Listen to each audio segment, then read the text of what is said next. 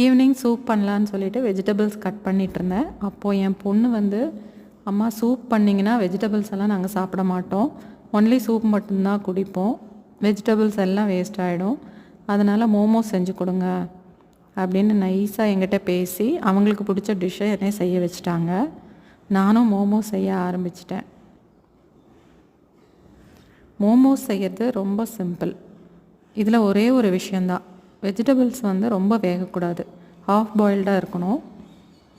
இதில் நீங்கள் sweet corn கூட ஆட் பண்ணலாம். என்கிட்ட ஸ்வீட் கார்ன் இல்லாதனால நான் இன்றைக்கி போடலை.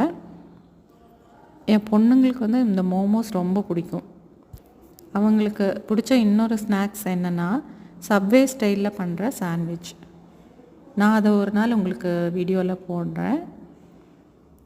இந்த மோமோஸை நீங்கள் ட்ரை பண்ணி பாருங்கள், எல்லாருக்கும் பிடிக்கும்.